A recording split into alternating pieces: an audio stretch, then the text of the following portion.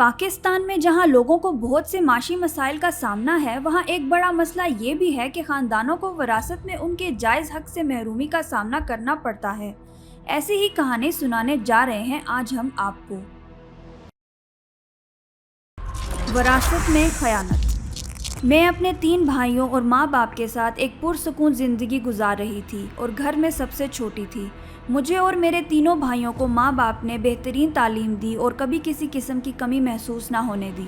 اسی طرح سال گزرتے گئے اور میرے ماں باپ نے میری شادی میرے خالہ کے بیٹے سے کر دی۔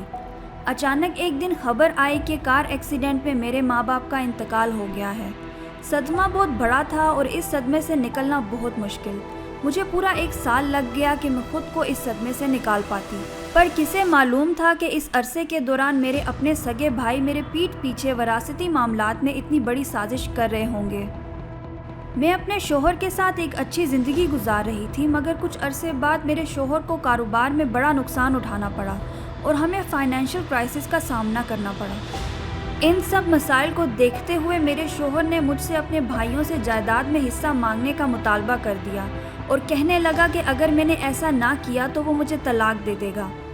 اس بات نے مجھے مزید توڑ کر رکھ دیا کہ نہ ماں باپ کا سایہ سر پر رہا اور نہ شوہر کا سپورٹ۔ اب میرے بھائی ہی میری آخری امید تھے جو اس مشکل گھڑی میں میری مدد کر کے میرا گھر بچا سکتے تھے۔ تو مجبوراً میں بھائیوں سے پراپرٹی میں اپنے حق کا مطالبہ کرنے کے لیے نکل پڑی۔ جب میں بھائیوں سے اپنے حق کا مطالبہ کرنے کے لیے ان کے گھر پہنچی اور سارا مسئلہ بیان کیا تو وہ کہنے لگے کہ وراثت میں تو ماں باپ نے سارا حصہ ہم تینوں بھائیوں میں تقسیم کر دیا تھا۔ ہاں البتہ اگر تمہارے شوہر کو کچھ رقم ادھار چاہیے تو بتاؤ، ہم اس کی مدد کر سکتے ہیں۔ مجھے یقین نہیں آیا کہ میرے اپنے سگے بھائی مجھ سے اتنا بڑا جھوٹ کیوں بول رہے ہیں اور میرے ماں باپ کی کروڑوں کی جائیداد میں سے میرے حصے میں کچھ بھی نہیں آیا۔ افسوس تو یہ تھا کہ ان کو میرے گھر ٹوٹنے کا بھی خوف نہیں آیا۔ اس بات کو سن کر میں نے بھائیوں سے وراثتی کاغذات دکھانے کا مطالبہ کیا تو انہوں نے مجھے سب جعلی کاغذات دکھا کر میرا منہ بند کر دیا اور یہ بھی کہا کہ عزت اسی میں ہے کہ جو دے رہے ہیں وہ رکھ لو، ورنہ یہ بھی نہیں ملنا۔ میں اتنے بڑے دھوکے کے بعد عدالت میں انصاف کے لیے جانا تو چاہتی تھی، مگر نہ شوہر کا سہارا تھا نہ کسی بڑے کا سایہ، اور پاکستان میں عدالت کی کارروائیوں میں سالوں لگ جاتے ہیں، اور نہ میرے پاس اتنے پیسے تھے کہ کیس میں لڑ سکتی، جبکہ بھائیوں کے پاس کروڑوں کی پراپرٹی تھی جس کو وہ استعمال کر کے کیس جیتنے کی طاقت رکھتے تھے۔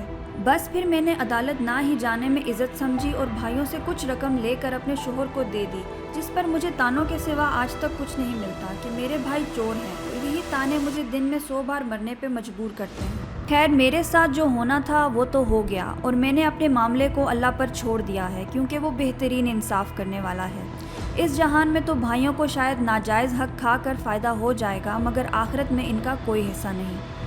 اگر آپ کے ساتھ ایسا کچھ فراڈ ہوا ہے تو ہمارے ساتھ شیئر کریں۔